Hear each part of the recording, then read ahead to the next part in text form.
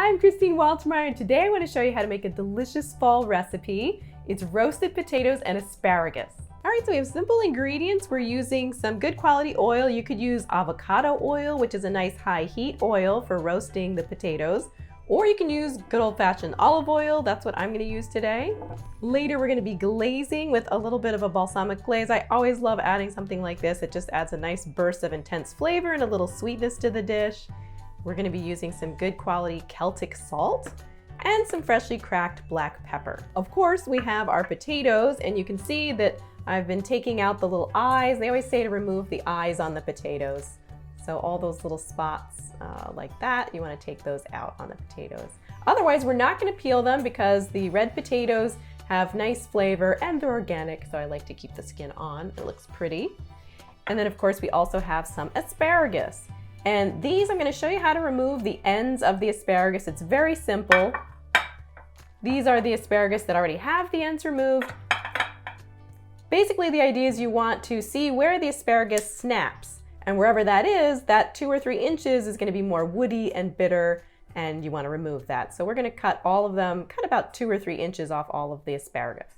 All right, so now we're going to chop up the potatoes. As I mentioned, I'm using the heel of my knife, or you could use a little paring knife just to take out all those little eyes of the potatoes.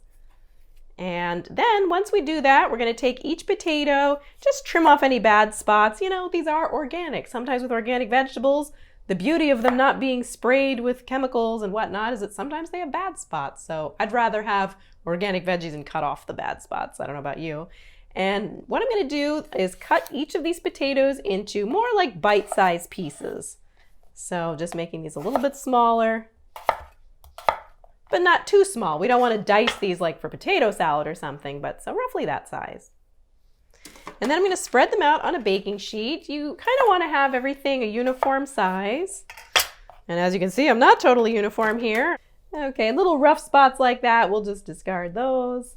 This is a really delicious dish. I mean, who can resist anything roasted? I think all veggies taste delicious when they're roasted, but it's particularly comforting, especially in the fall, to have these kinds of hearty side dishes. And this goes really well with, you know, the holidays are around the corner. I can't believe it's the end of October. So this is something that you could potentially serve at Thanksgiving if you're here in the US. All right, and what I'm doing here is I'm spreading all of the cut pieces out on a baking sheet that's lined with some parchment paper. That just makes for easy cleanup. And you want to get a nice even layer. You don't want to overcrowd the potatoes. They're going to crisp up a little better if they're not crowded. So now that we have all of our potatoes cut up and spread in an even layer on our baking sheet, I'm going to lightly drizzle them with a little olive oil. So that was probably, I'd say, 2 to 3 tablespoons, something like that. And we're going to lightly sprinkle them with an even layer of some salt. Salt goes hand in hand with potatoes. It just really creates a nice balanced flavor. But if you're doing a low sodium diet, you know, you could use a little bit less. I've even used little sea vegetable sprinkles in something like this. I'm not using this today, but I'm a huge fan of sea vegetables, and this is what I'm talking about. This is an example of it's kelp granules. They also have something called dulse granules, and that could add a nice flavor that tastes salty, but it's actually lower in sodium than regular salt. Now we're just going to do a few grinds of our freshly ground black pepper.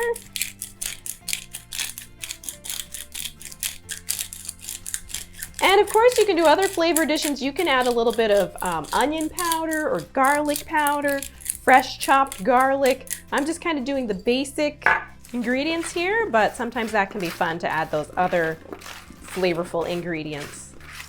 And then you just basically want to rub the seasoning into the potatoes. Okay, so now these are ready for the oven. So I changed my mind. I decided to add these. After all, they just add so much flavor. They even just smell so good. I've got some garlic powder and onion powder, and I'm going to evenly sprinkle the potatoes with a little bit of each of these. I'd say roughly a teaspoon of each. So this was 2 pounds of potatoes.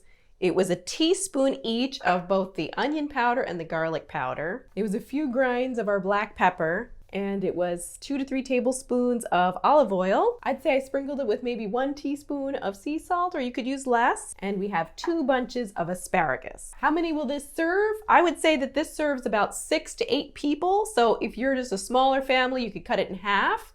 If you're cooking for one, sometimes I get requests for cooking for 1 or 2 people, just cut it down again. Sometimes I take a recipe and just divide it by 4 and make less. Time for asparagus. So as I said, we're just gonna trim off the bottom couple of inches of this asparagus here. So I'm just gonna do this the lazy way and just cut right through all of them at the same time. And there we go. These are all ready to go. I don't roast these. I feel like I've got enough roasted flavor from the potatoes. What I like to do with the asparagus is just do a little quick boil. So I'm gonna bring water up to a boil in a pot and add that to the roasted vegetables. It really tastes delicious together. You're gonna love this.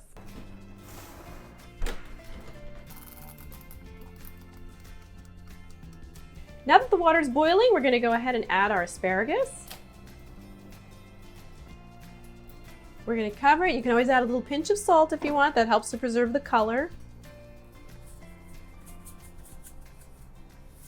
And cover it and cook it for just a minute or 2. Once the water comes back up to a boil, just steam it for a couple minutes until it's bright green but still crisp tender.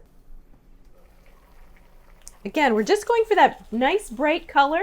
You don't want soggy asparagus. You can either use a slotted spoon, something like this, or even a pair of tongs to remove them. And you just want to put them right into a strainer, and then you can rinse them off with cold water to stop the cooking.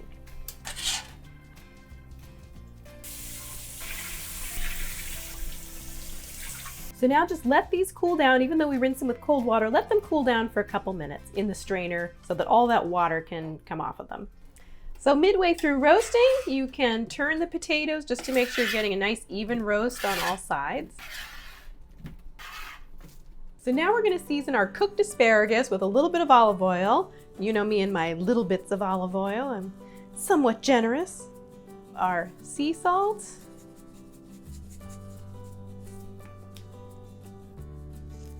A little black pepper. And a little bit of our balsamic glaze.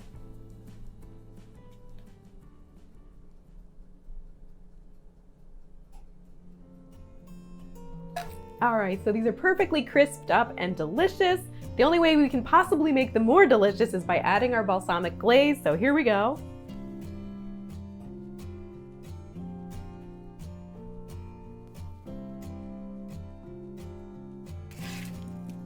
And then I like to just work it through the potatoes by giving them a stir. It's such a nice contrast of textures because you've got that nice bite to the potatoes, a little soft, and then the crisp tenderness of the asparagus, so it just really goes well together. You're going to very gently combine them because you don't want to mush up your potatoes or you don't want to break your asparagus, so this is kind of an art. Here's our finished dish, and I know that you're gonna love this. If you found this video helpful, be sure to give it a thumbs up and subscribe to my channel. Enjoy!